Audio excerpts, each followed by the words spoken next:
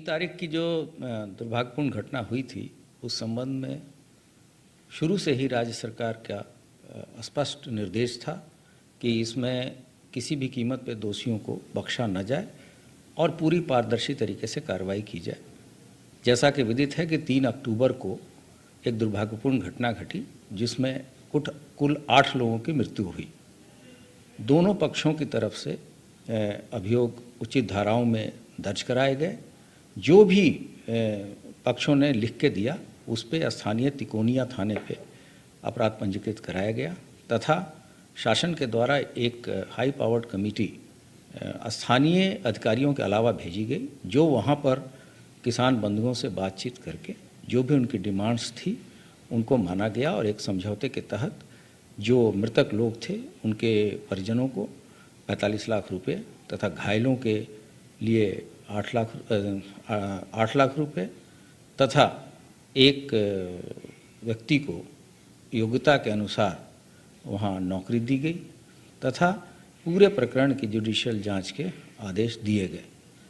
इसके अतिरिक्त ये भी बताया गया कि वहाँ पर किसी तरह के रूमर्स ना फैलें, इसके लिए एक स्थानीय कमेटी बनाई गई है वहाँ के एडिशनल एसपी के नेतृत्व में, जो कि इस दोनों विवेचनाओं को गहन तरीके से पर्यवेक्षण करेगी तथा एक हेल्पलाइन नंबर तथा एक ईमेल आईडी भी जारी किया गया है, जिससे कि कोई भी एविडेंस शेयर किए जा सकते हैं और जो भी एविडेंस शेयर करेगा उसकी आइडेंटिटी को गोपनीय रखा जाएगा तथा पूरी शुचिता और निष्पक्षता से कार्रवाई की जाएगी।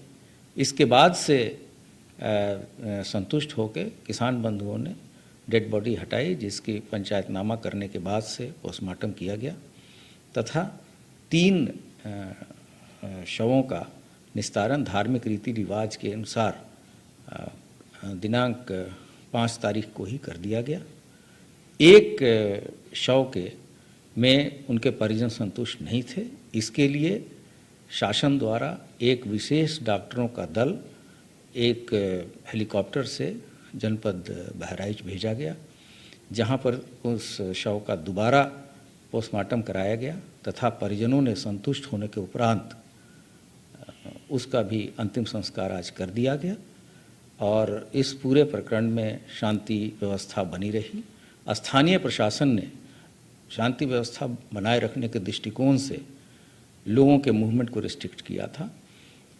अब वहाँ पर लोगों को 5-5 के ग्रुप में जाने की अनुमति दे दी गई है। अब जो भी व्यक्ति जाना चाहें वो वहाँ जा सकते हैं।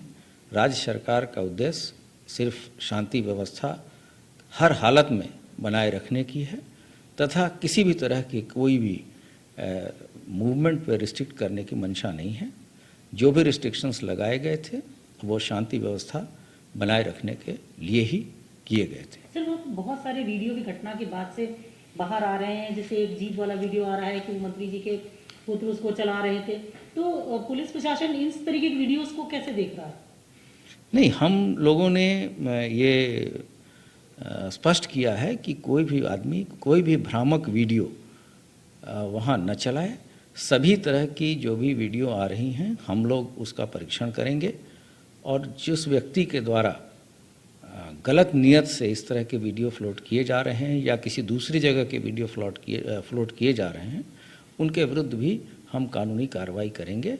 साथ ही साथ अगर कोई भी व्यक्ति जो उस घटना से संबंधित हमें एविडेंस शेयर करेगा, हम पूर्ण गोपनीयता बरतते हुए और उसको हम विवेचना के जद में लाएंगे तथा जो भी लाभप्रद सूचना होगी हम उसको अपने विवेचना में इंक्लूड करेंगे। एक बहुत बड़ा सवाल बार बार विपक्ष भी पूछ रहा है, लोग पूछ रहे हैं कि इसमें अब तक कोई गिरफ्तारी नहीं हुई।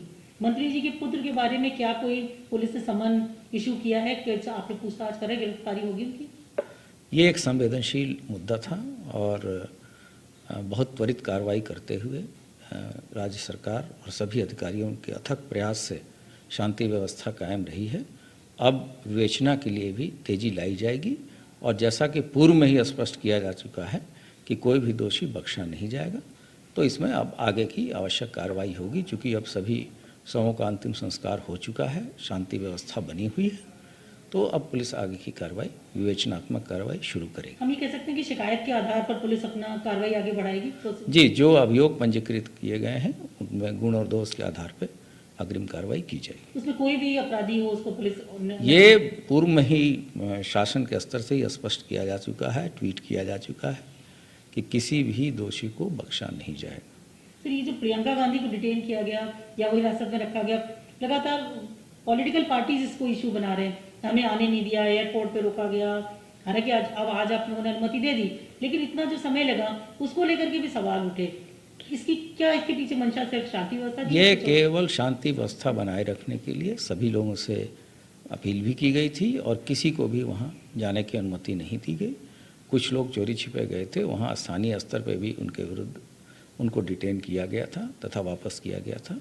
सारी रिस्ट्रिक्शंस जो लगाए गए थे वो शांति व्यवस्था बनाए रखने के लिए ही किए गए थे और अब जबकि चीज़ें अनुकूल हो रही हैं तो लोगों को धारा 144 के मद्देनज़र 5-5 की टोली में जाने की अनुमति स्थानीय प्रशासन के द्वारा दी जा रही है।